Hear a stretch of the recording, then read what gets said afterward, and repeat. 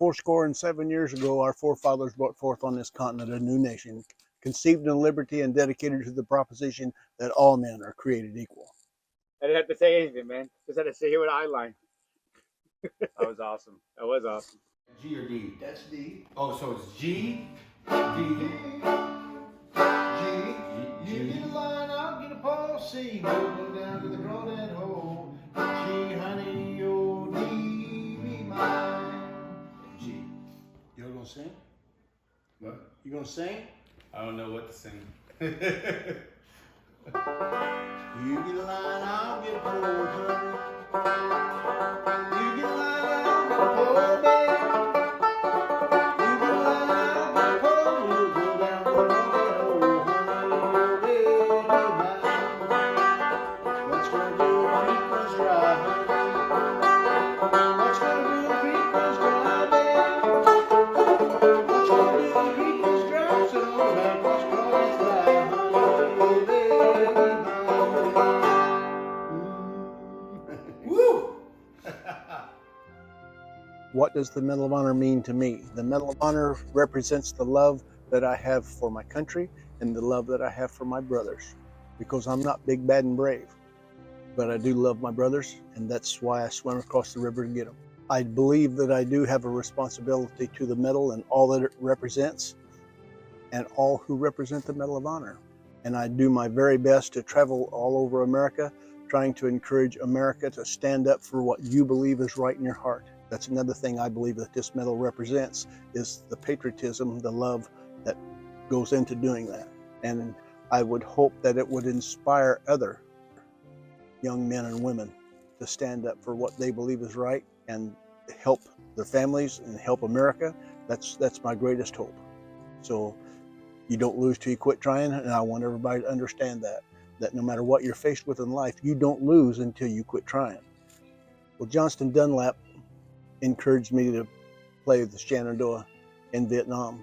He wasn't in artillery, he was in infantry, but because we worked together almost on a daily basis, I seen Johnston Dunlap a lot.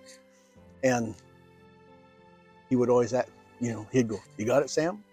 Play it." So I'd sit there and I'd play Shenandoah for him.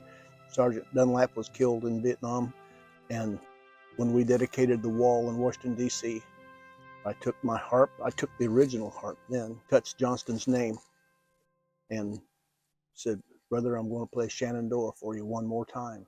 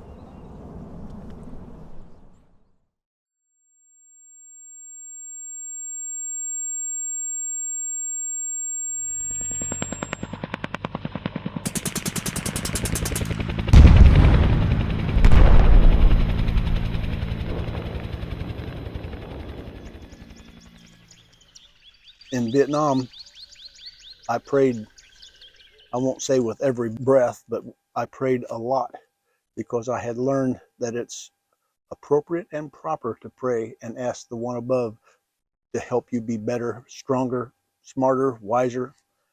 And I did. I prayed to him often, real often, and I made it.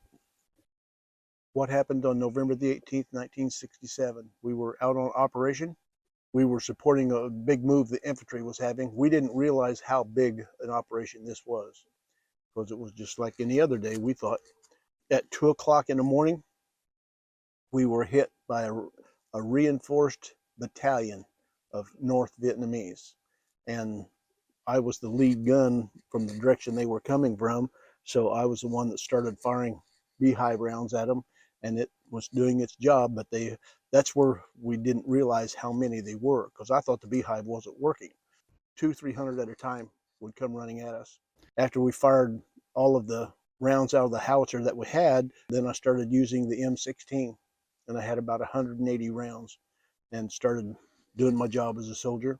I had a white phosphorus round left. I had some specialty artillery rounds, and I thought, well, maybe I can fire them. So I loaded them up, and when I fired it, they fired a RPG and hit my gun, blew me up, blew me off the gun, knocked me unconscious. I was laying half in and half out of my foxhole, and the next gun behind me, our guns, they thought the enemy was trying to turn my howitzer around to fire at them, and they didn't want that to happen. So they thought we were all dead, which we were not.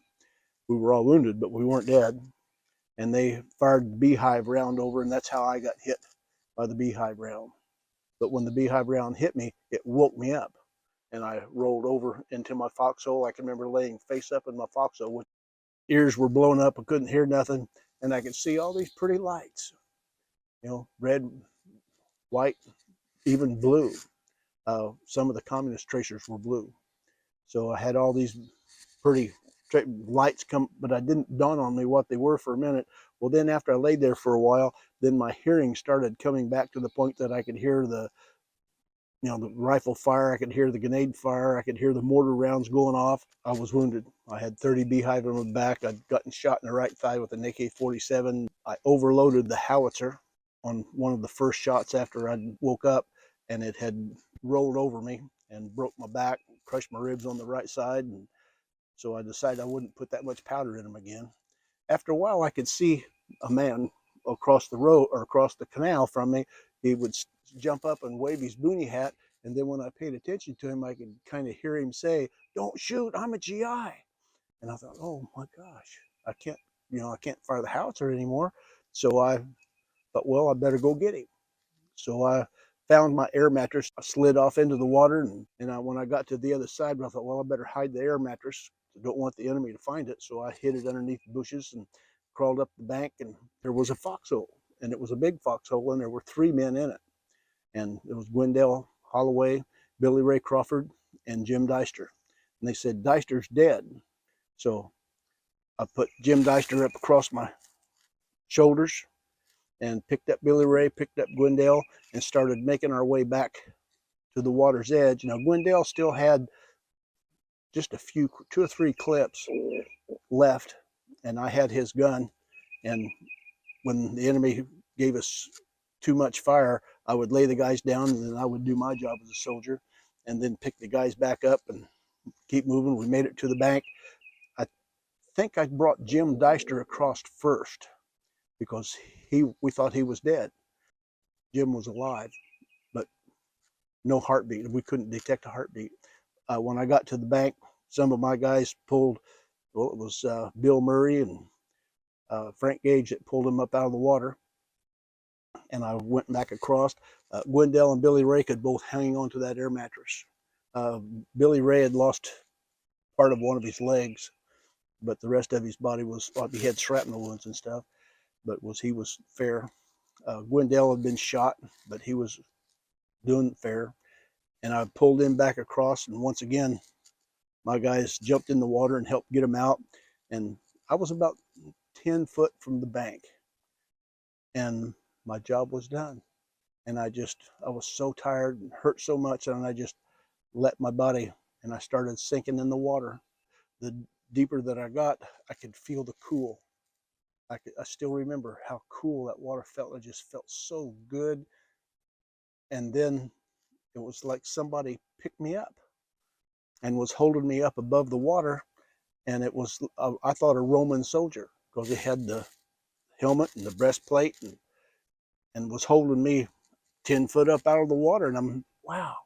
And he said, "My son, your job isn't done yet." And he laid me back in the water. And so I swam to the bank and got out and joined the guys and did what I could to help until the enemy broke contact about 8 o'clock in the morning. And by that point, I'd lost a lot of blood, was feeling really weak.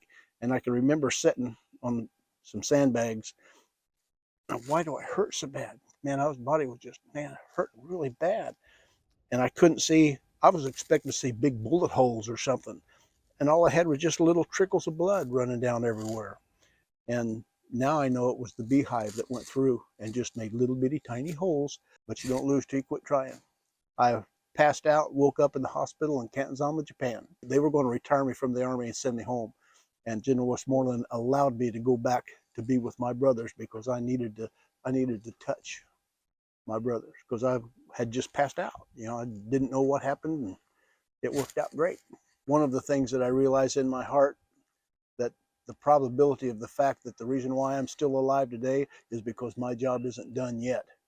So I keep doing my job every day that I can. I keep doing the very best I can, and I'm still here. So thank you, sir, and I'll keep doing my job, and we'll see what tomorrow brings. All right, where are we headed to? Vietnam Veterans Memorial, the wall. All right, what are we doing there? I don't know. Paying tribute to our brothers and sisters. All right. When I met you boys a year or two ago, you touched my heart and inspired me, and I'm glad that you fell into it and are following through on it, and I'm proud of you. So thank you.